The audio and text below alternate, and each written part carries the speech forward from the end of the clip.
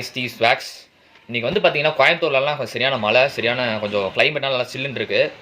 இதுக்கு வந்து பார்த்தீங்கன்னா நல்லா ஒரு சூடாக எக் மேகி அந்த மாதிரி சாப்பிட்டா நல்லாயிருக்கும். ஆனால் மேகி மட்டும் போகாது, கொஞ்சம் அது கூட தோசை அப்படியே ஊற்றி அது கூட மேகிலாம் எக் மேகிலாம் அப்படியே ஸ்டஃப் பண்ணி சாப்பிட்டா நல்லாயிருக்கும்னு நினைக்கிறேன். கொஞ்சம் டிஃப்ரெண்ட்டாக இருக்கும், ட்ரை பண்ணி பார்ப்போம். அந்த ஸ்ப்ரிங் ரோல் மாதிரி இருக்கும்னு நினைக்கிறேன். வாங்க ட்ரை பண்ணி பார்ப்போம். நாட்டுக்கோழி முட்டை, சாதா முட்டை ரெண்டுமே இருக்குது. சரி வாங்க டிஃப்ரெண்ட்டாக ஒன்று ட்ரை பண்ணி பார்ப்போம். மேகியில் வந்து பார்த்தீங்கன்னா ஸ்பெஷல் மசாலா தான் இருக்குது. ஃபஸ்ட்டு இந்த முட்டையெல்லாம் போட்டு மேகி ரெடி பண்ணிவிட்டு அதுக்கப்புறமா தனியாக தோசை போட்டு அதில் ஸ்டஃப் பண்ணிக்கலான்ட்டு ஐடியா இருக்குது.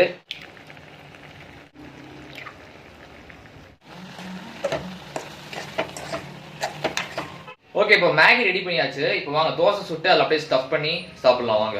ஓகே, தோசை ஊற்றியாச்சு. இதுக்கு மேலே அப்படியே அந்த மேகி ஸ்டஃப் பண்ணுவோம் வாங்க. ஓகே ஸ்வாக்ஸ், அப்படியே நல்லா இருக்கு. நல்லா வந்து பார்த்தீங்கன்னா நல்லா கிறிஸ்பியாக வந்திருக்கு. பார்க்குறக்கே நல்லா இருக்குது, டேஸ்ட்டும் நல்லா இருக்கும்னு நினைக்கிறேன்.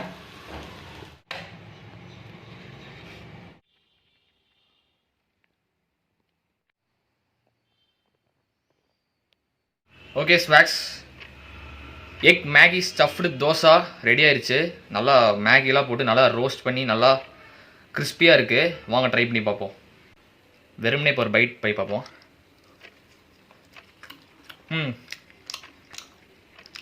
உண்மையாக நல்லாயிருக்கு. நல்லா கிறிஸ்பியாக சாப்பிட்டா நல்லாயிருக்கும். அது கூட அப்படியே கொஞ்சம் ஸ்பைசியான கெச்சப்.